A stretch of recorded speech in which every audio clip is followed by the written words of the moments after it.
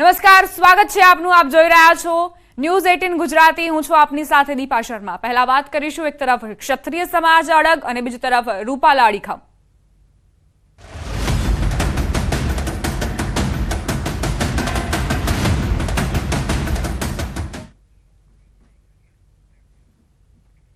રાજકોટમાં ક્ષત્રિય મહારેલીને મંજૂરી મળી છે. ક્ષત્રિય સમાજની સાંજે 4 વાગે રૂપાલાના વિરોધમાં રેલી યોજાશે. મહારેલી પહેલા ક્ષત્રિય સમાજની સંકલન સમિતિની બેઠક મળવાની છે. રાજપૂત સમાજ સંકલન સમિતિની બેઠક શરૂ. રાજકોટના ગરાસિયા બોર્ડ ખાતે બેઠક શરૂ થઈ છે. સંકલન સમિતિના કોર કમિટીના 16 સભ્યો હાજર છે.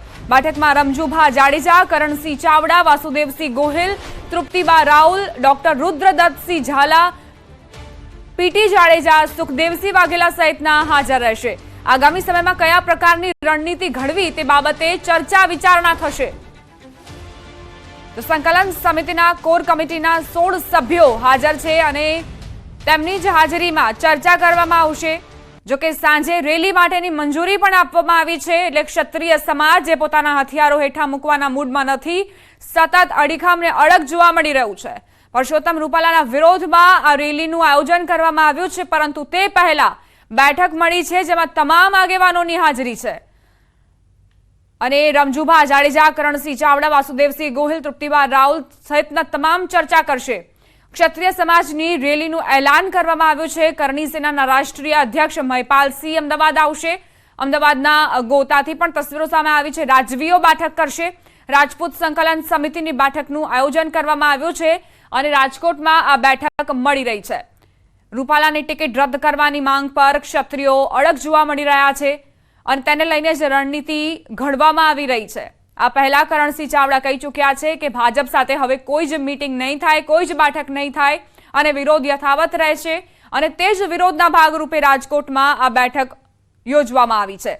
રૂપાલાની ટિકિટ રદ કરો અને તે સિવાયના કોઈ પણ ઉમેદવારને ઉભા રાખો, તેને જીતાડીશું, તે પ્રકારનું આહવાન પણ તેમણે કર્યું હતું. પરંતુ બીજી તરફ પરસોત્તમ રૂપાલાને ભાજપ હાઈકમાન્ડ તરફથી લીલી ઝંડી મળતા તેમણે ગઈકાલથી જ પ્રચારનો શુભારંભ કરી દીધો છે. હવે આખરે ક્ષત્રિય સમાજનો આ વિરોધ ક્યાં સુધી પહોંચશે અને કેટલા સમય સુધી આ જ પ્રકારે વિરોધ યથાવત રહેશે તે જોવાનું રહ્યું. સાંજે 4 વાગે રેલીની મંજૂરી મળી ગઈ છે અને રેલીનું આયોજન મોટા પાયે કરવામાં આવે તે માટે જ રણનીતિ ઘડવામાં આવી રહી છે. તમામને આહવાન કરવામાં આવ્યું છે. સોશિયલ મીડિયાને પણ અહીં ઉપયોગ કરવામાં આવી રહ્યો છે જેથી મોટા પ્રમાણમાં ક્ષત્રિય યુવાનો આ રેલીમાં જોડાય અને પરસોત્તમ રૂપાલા સામેનો પોતાનો વિરોધ તે તમામની સામે જાહેર કરે. રૂપાલાની ટિકિટ રદ કરો એ જ એક માંગ છે અને તેનાથી કંઈ જ ઘટતું સ્વીકારવા તૈયાર નથી ક્ષત્રિય સમાજ. બેઠકનું આયોજન કરવામાં આવ્યું છે. તમામ અગ્રણીઓ અહીં હાજરી આપશે અને એક બાદ એક તમામ પહોંચી પણ રહ્યા છે. તેની પણ તસવીરો સામે આવી રહી છે. રણનીતિ ઘડવામાં આવશે કે આખરે કઈ રીતે પરસોત્તમ રૂપાલાની ઉમેદવારી રદ કરવામાં આવે, ભાજપ હાઈકમાન્ડ પર દબાણ લાવવામાં આવે જેથી રૂપાલાની ઉમેદવારી અટકે, ઉમેદવારી રદ થાય. અમારા સંવાદદાતા અંકિત પોપટ જોડાઈ ગયા છે વધુ જાણકારી સાથે. બેઠક સ્થળેથી તેઓ અમને અહેવાલ રજૂ કરશે. અંકિત, શું જાણકારી આપને પ્રાપ્ત થઈ રહી છે અને ખાસ કરીને જે અગ્રણીઓ જોડાયા છે ક્ષત્રિય સમાજના બેઠકમાં તેમની કેવા પ્રકારની પ્રતિક્રિયાઓ? ચોક્કસ. સૌપ્રથમ તો આપને હું મારી પાછળના જે દ્રશ્યો છે તે બતાવવાનો પ્રયત્ન કરી રહ્યો છું. જોઈ શકાય છે દ્રશ્યોમાં કે મોટી સંખ્યાની અંદર અહીંયા ક્ષત્રિય સમાજના જે મહિલા અગ્રણીઓ છે, સાથોસાથ કહી શકાય કે જે પુરુષ અગ્રણીઓ છે તે પણ હાલ અત્યારે બેઠકમાં હાજર જોવા મળી રહ્યા છે. બેઠકની વાત કરવામાં આવે તો ક્ષત્રિય સમાજની સંકલન સમિતિની કોર કમિટીના જે હોદ્દેદારો છે તે હાલ અત્યારે બેઠકમાં જોવા મળી રહ્યા છે. બેઠક છે તે ગરાસિયા બોર્ડિંગ ખાતે છે તે શરૂ થઈ ચૂકી છે.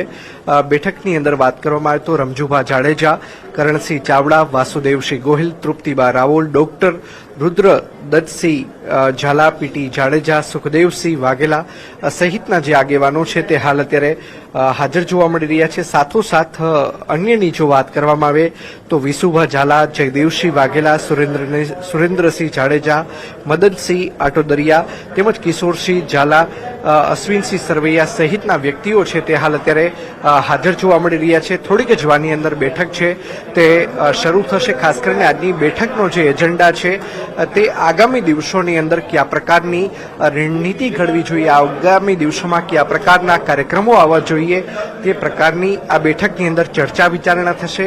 ખાસ કરીને આજના દિવસની જો વાત કરવામાં આવે તો સાંજના 4 વાગ્યે બહુમાળી ચોકથી લઈ કલેક્ટર ઓફિસ સુધી એક મહારેલી છે જે ક્ષત્રિય સમાજ દ્વારા યોજવામાં આવનાર છે। આ મહારેલી બાબતે કલેક્ટર તંત્ર પાસેથી 2 દિવસ પૂર્વે મંજૂરી પણ માંગવામાં આવી હતી અને ક્ષત્રિય સમાજના જે વ્યક્તિઓ છે તેમનું કહેવું છે કે તેમને તંત્ર દ્વારા મંજૂરી પણ આપી દેવામાં આવી છે। ત્યારે ન માત્ર રાજકોટના પરંતુ સૌરાષ્ટ્રભરના જે ક્ષત્રિય સમાજના જે વ્યક્તિઓ છે તે ખાસ કરીને આ મહારેલીની અંદર જોડાશે। સાથોસાથ વાત કરવામાં આવે તો ક્ષત્રિય સમાજના જે મકરાણા ક્રીન છે તે પણ આ બેઠકની અંદર અને સાથોસાથ જે મહારેલી છે તે પણ જોડાવાના છે। દ્રશ્યોની અંદર જોઈ શકાય છે કે હવે બેઠકની તૈયારીઓ છે તે પૂર્ણ થવાની આરે છે અને થોડીક જ વારની અંદર બેઠક છે તે શરૂ થશે। બેઠકની અંદર મહિલાઓને પણ બરાબરની હિસ્સેદારી છે તે ખાસ કરીને આપવામાં આવી છે। જી અંકિત, યુવાનોને પણ હાકલ કરવામાં આવી રહી છે સોશિયલ મીડિયા થકી કે તેઓ પણ મોટા પ્રમાણમાં રેલીમાં જોડાય, પરંતુ શું અત્યારે એ જ રણનીતિ ઘડવામાં આવશે કે રેલીને કેન્દ્રમાં રાખીને ચર્ચાઓ કરવામાં આવશે બેઠકમાં? ચોક્કસ ખાસ કરીને વાત કરવામાં આવે તો જે પ્રકારે આજ રોજ સાંજે એક મહારેલીનું આયોજન કરવામાં આવ્યું છે, મહારેલી કઈ રીતે સફળ થાય છે, કુલ કેટલા લોકો છે તે જોડાય છે તે પણ જોવું અતિ મહત્વનું બની રહેશે।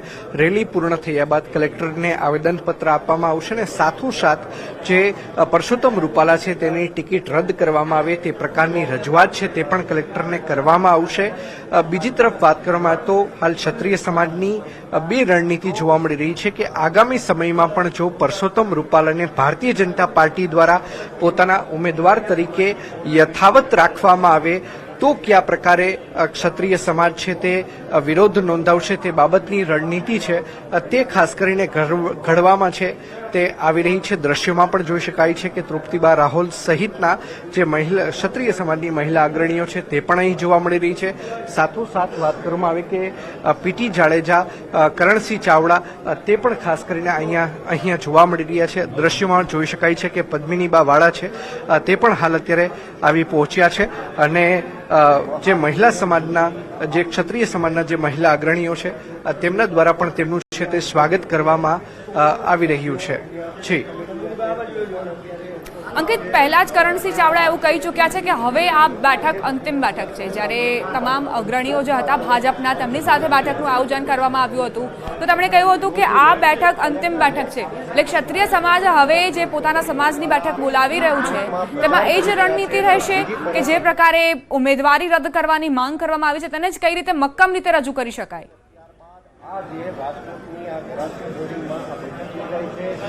ચોક્કસ ખાસ કરીને વાત કરવામાં આવે તો કરણસિંહ ચાવડા અગાઉ કહી ચૂક્યા હતા કે આ અંતિમ બેઠક છે, પરંતુ આજે રાજકોટની આજે ગરાસિયા બોર્ડિંગ છે ત્યાં બેઠક છે તે યોજવામાં આવી રહી છે। થોડીક જ વારની અંદર આ બેઠક છે તે શરૂ થશે। ખાસ કરીને મેં જેમ આપને કહ્યું કે એક તરફથી ક્ષત્રિય સમાજની માંગ છે કે કોઈ પણ કાળે પરસોત્તમ રૂપાલાની ટિકિટ છે તે રદ કરવામાં આવે। બીજી તરફ વાત કરવામાં આવે તો ખાસ કરીને ભારતીય જનતા પાર્ટી અને રૂપાલાના સમર્થકો છે તે સતત એક જ વાત દર્શાવી રહ્યા છે કે રૂપાલાની ટિકિટ કોઈ પણ કાળે છે તે રદ નહીં થાય। રાજકોટ શહેરની અંદર પણ જુદી જુદી જગ્યાએ બોર્ડ લગાવવામાં આવ્યા છે જેમાં રૂપાલા મક્કમ લોકો ભાજપ સાથે અડીખમ આ પ્રકારના જે બેનરો છે તે પણ ખાસ કરીને લગાવવામાં આવ્યા છે। ત્યારે ભારતીય જનતા પાર્ટી દ્વારા પોતાની રણનીતિ અપનાવવામાં આવી રહી છે। બીજી તરફ વાત કરવામાં આવે તો ક્ષત્રિય સમાજ દ્વારા પોતાની રણનીતિ છે તે અપનાવવામાં આવી રહી છે અને ક્યાંક ને ક્યાંક પોતાની જે માંગ છે તે સંતોષાય તે માટેના તમામ પ્રયત્નો છે તે ક્ષત્રિય સમાજ દ્વારા કરવામાં આવી રહ્યા છે। જી અંકિત, કેટલા સમય સુધી આ બેઠક કરવામાં આવશે, કેટલો સમય લાગશે અને ત્યારબાદ ક્ષત્રિય સમાજના આગેવાનો પ્રતિક્રિયા આપશે મીડિયાને, એ વિશે કોઈ જાણકારી? ચોક્કસ હું દ્રશ્યો પણ બતાવવાનો પ્રયત્ન કરું છું. થોડીક જ વારની અંદર આ બેઠક છે તે શરૂ થશે. બેઠક છે તે અંદાજિત 1 કલાકથી 1.5 કલાક સુધી ચાલી શકે તેમ છે અને બેઠક પૂર્ણ થયા બાદ જે પ્રમાણે અમદાવાદની અંદર ક્ષત્રિય સમાજના આગેવાનો દ્વારા પ્રેસ કોન્ફરન્સ કરવામાં આવી હતી એ જ પ્રકારની પ્રેસ કોન્ફરન્સ છે તે થોડીક જ વારની અંદર રાજકોટની અંદર પણ કરવામાં. અંકિત, આપ જોડાયેલા રહેજો અમારી સાથે, આગળ પણ અપડેટ્સ લેતા રહીશું. પુષ્કરમાં પ્રધાનમંત્રી મોદી સંબોધન કરી રહ્યા છે, સાંભળીશું.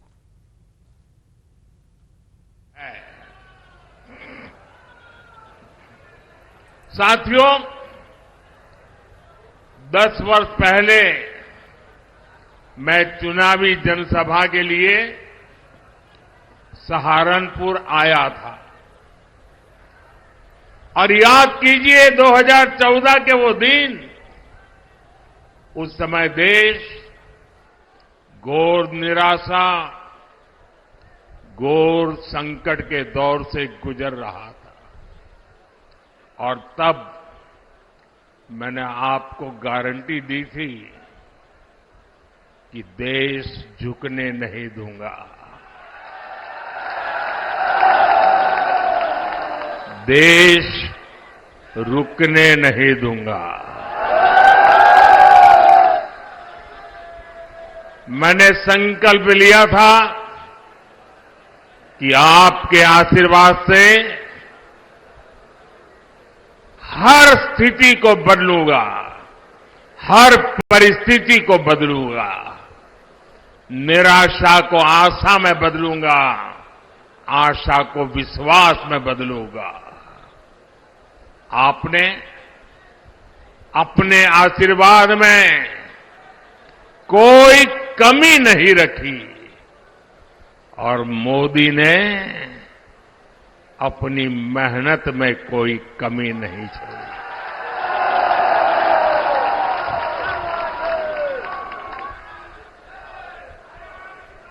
याद कीजिए, तब हमारा भारत दुनिया में 11वें नंबर की आर्थिक ताकत था। मोदी ने सिर्फ 10 साल में भारत को दुनिया की 5वीं सबसे बड़ी आर्थिक ताकत बना दिया है। तब कांग्रेस सरकार ने भारत की छवि कमजोर देश, भ्रष्ट देश ऐसी ही बना के रख दी थी। आज बीजेपी सरकार ने भारत की छवि मजबूत और तेजी से विकसित होते देश की बना दी है। बनी है कि नहीं बनी है? पूरी दुनिया में हिंदुस्तान का डंका बज रहा है कि नहीं बज रहा है? यूरोप में भी भारत का डंका बज रहा है, अमेरिका में भी भारत का डंका बज रहा है, आफ्रिका में भी भारत का डंका बज रहा है। सीधा जઈએ CR પાટીલના સંબોધનમાં.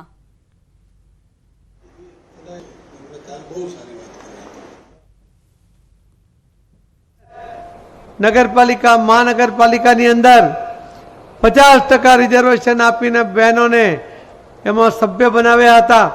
આજે કેટલી બહેનો અલગ અલગ જગ્યાએ મેયર હશે, કોઈ જગ્યાએ ડેપ્યુટી મેયર હશે, કોઈ જગ્યાએ કારોબારીની ચેરમેન હશે અથવા અલગ અલગ કમિટીની ચેરમેન હશે અને 50% સભ્યપદ બહેનો પાસે છે જ. આ જો અધિકાર પણ કોઈએ આપ્યો તે મોદી સાહેબે આપ્યો. પ્રધાનમંત્રી બન્યા પછી મોદી સાહેબે એ જ બહેનોને ઐતિહાસિક ભવન નિર્માણ કર્યા પછી ઐતિહાસિક ઠરાવ કર્યો અને એની અંદર પણ આ દેશના તમામ રાજ્યોની વિધાનસભામાં અને લોકસભાની અંદર પણ 33% બહેનોને રિઝર્વેશન આપીને બહેનોને ખૂબ ખૂબ આ જવાબદારી એમને આપી છે. મોદી સાહેબને વિશ્વાસ છે કે આ બહેનોની ટેલેન્ટને કારણે દેશના વિકાસમાં ખૂબ મોટું યોગદાન મળશે. મોદી સાહેબે બહેનોને માટે તો સંકલ્પ કર્યો પણ બીજો સંકલ્પ કર્યો એમણે આ દેશના યુવાનો માટે. એમણે બેંકોને કહ્યું કે આ જે યુવાનો છે સ્વાવલંબી બનવા માંગે છે, એમનામાં ટેલેન્ટ છે પણ એમના પાસે પૈસા નથી, બેંકો એમને લોન આપે અને લોન પણ વગર વ્યાજની આપે. ત્યારે બેંકોએ મોદી સાહેબને કીધું કે સાહેબ અમે લોન પણ આપીએ, વગર વ્યાજની લોન પણ આપીએ, પણ એનો ગેરંટર કોણ? આપ સૌને ગર્વ થશે કે આ દેશના યુવાનો પર મોદી સાહેબને કેવો ગર્વ છે અને કેવો વિશ્વાસ છે. મોદી સાહેબે બેંકોના અધિકારીને કહ્યું હતું કે મને વિશ્વાસ છે પ્રધાનમંત્રી તરીકે મારા દેશનો એક એક યુવાન એ પ્રામાણિક છે, સમર્થ છે, ટેલેન્ટેડ છે, તમારા પૈસા સલામત છે અને હું નરેન્દ્ર મોદી આ દેશના પ્રધાનમંત્રી આ દેશના તમામ યુવાનોના લોન માટે ગેરંટર બનું છું. એના માટે મારા જામીન હું આપું છું. આખી દુનિયામાં કોઈ પણ મહાસત્તાના રાષ્ટ્રપતિ હોય કે પ્રધાનમંત્રી એમણે ક્યારેય પોતાના દેશના યુવાનો પર આટલો ભરોસો નથી કર્યો, આટલો ગર્વ નથી કર્યો, એ મોદી સાહેબે કર્યો છે. મોદી સાહેબે ત્રીજો પણ સંકલ્પ કર્યો છે ખેડૂતો માટે. મોદી સાહેબ કહે છે કે એ તો આપણા અન્નદાતા છે, એને આપણે જગતનો તાત કહીએ છીએ, પણ આ જગતનો તાત લાચાર છે. નાની નાની એની મજબૂરીને કારણે એક નાયબ મામલતદાર જેવા અધિકારીને પણ એને લખવું પડે કે મહેરબાન સાહેબ મને મદદ કરો, એવી લાચારી એને વ્યક્ત કરવી પડે. મોદી સાહેબે કહ્યું કે આ અન્નદાતા એ ક્યારેય લાચાર નહીં હોવું જોઈએ. એને કોઈ અરજી કરવાની જરૂર નથી, કોઈ દલાલને મળવાની જરૂર નથી, કોઈ વચેટિયાને મળવાની જરૂર નથી. મોદી સાહેબે આવા 7/12 જેવા ખેડૂતોના નામ છે એવા આખા દેશના તમામ ખેડૂતોના ખાતામાં વર્ષે 6,000 એ મોદી સાહેબે જમા કરાવવાનું શરૂ કર્યું. આ એકમાત્ર મોદી સાહેબની સરકાર છે કે જેમણે ખેડૂતો માટેની યોજના બનાવી છે. અહીં કઈ ખેડૂતો છે? અહીંયા કોઈ નથી. કેવું છે ને? તમારા ખાતામાં પૈસા જમા થાય છે ને? તો એ મોદી સાહેબને કારણે થાય છે. અને મિત્રો, મોદી સાહેબે ચોથો સંકલ્પ કર્યો છે. એમણે કહ્યું કે આ દેશની અંદર ગરીબો છે, પહેલાથી જ વર્ષોથી આદિવાસી ભાઈ બહેનો ગરીબ છે, ધીમે ધીમે એમને બહાર લાવવાનો પ્રયત્ન થઈ રહ્યો છે. દલિત ભાઈ બહેનો પણ ગરીબ છે, એમને પણ આગળ લાવવાનો પ્રયત્ન થઈ રહ્યો છે. એના માટે રિઝર્વેશન પણ છે, પણ એ પૂરતું નથી. પણ ઉજળિયાતની અંદર પણ અલગ અલગ સમાજની અંદર પણ ગરીબ લોકો છે. આવા તમામ ગરીબો માટે અલગ યોજના બનાવીને એમને ગરીબી રોકાઈશું એક નાનકડા વિરામ માટે. તે પહેલા નજર ટોપ 3 ન્યૂઝ પર.